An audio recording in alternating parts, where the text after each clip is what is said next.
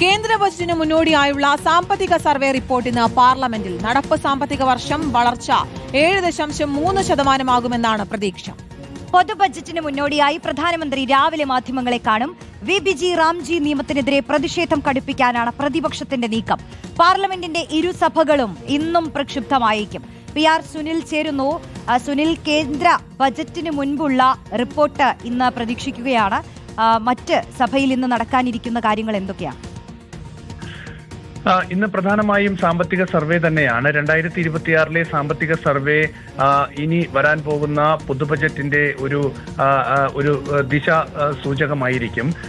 എങ്ങനെയായിരിക്കും രാജ്യത്തിന്റെ സാമ്പത്തിക സ്ഥിതി, എന്താണ് നിലവിലെ സാമ്പത്തിക സ്ഥിതി എന്നത് വിശകലനം ചെയ്തുകൊണ്ടുള്ള സാമ്പത്തിക സർവേ വളരെ പ്രധാനപ്പെട്ടത് തന്നെയായിരിക്കും. ഏതായാലും കേന്ദ്ര സർക്കാർ പ്രതീക്ഷിക്കുന്നത് നടപ്പ് സാമ്പത്തിക വർഷം 7.3% വളർച്ച കൈവരിക്കും എന്നതാണ്. അടുത്ത സാമ്പത്തിക വർഷം 8% മുകളിലെങ്കിലും വളർച്ച പ്രതീക്ഷിച്ചുകൊണ്ടുള്ള സാമ്പത്തിക സർവേയാണ് കേന്ദ്ര സർക്കാർ ഇന്ന് ധനമന്ത്രി നിർമ്മല സീതാരാമൻ ഇന്ന് പാർലമെന്റിൽ വെക്കുക. ഏറ്റവും പ്രധാനപ്പെട്ട വിഷയം ധനക്കമ്മി കുറച്ചു കൊണ്ടുവരാൻ ധനമന്ത്രി നിർമ്മല സീതാരാമന്റെ ബജറ്റിന് സാധിക്കുമോ എന്നത് തന്നെയാണ്. കഴിഞ്ഞ സാമ്പത്തിക വർഷം 4.4% ധനക്കമ്മി.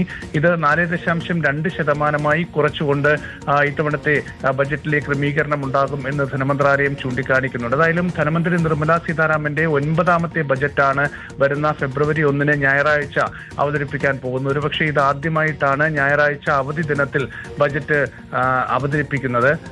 4 സംസ്ഥാനങ്ങൾ നിയമസഭാ തെരഞ്ഞെടുപ്പിലേക്ക് പോകുന്ന സാഹചര്യത്തിൽ ആ സംസ്ഥാനങ്ങൾക്കുള്ള പ്രത്യേക പദ്ധതികൾ പ്രഖ്യാപിക്കാനുള്ള സാധ്യതയുണ്ട്.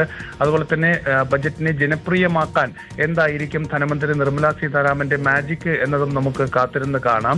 കഴിഞ്ഞ സാമ്പത്തിക വർഷം നമുക്കറിയാം ആദായ നികുതിയിൽ വലിയ ഇളവുകൾ പ്രഖ്യാപിച്ചൊക്കെ തന്നെ ജനപ്രിയമാക്കാൻ നിർമ്മല സീതാരാമൻ ശ്രമിച്ചിരുന്നു. അതുകൊണ്ട് ഇത്തവണ ആദായ നികുതിയിൽ ഇളവുകൾ പ്രതീക്ഷിക്കുന്നില്ല. അതേസമയം മറ്റ് നികുതി ഘടനകളിലൊക്കെ തന്നെ മാറ്റം വരുത്താനുള്ള സാധ്യതയുണ്ട്. പ്രത്യേകിച്ച് ഇന്ത്യ യൂറോപ്യൻ യൂണിയൻ വ്യാപാര കരാറിന്റെയൊക്കെ പശ്ചാത്തലത്തിൽ ചില നികുതി ഇളവുകൾ സംബന്ധിച്ചുള്ള പ്രഖ്യാപനങ്ങൾ ധനമന്ത്രി നിർമ്മല സീതാരാമൻ നടത്താനുള്ള സാധ്യതയുണ്ട്. ഇതോടൊപ്പം തന്നെ നടപ്പ് പദ്ധതികൾക്കുള്ള കൂടുതൽ തുക.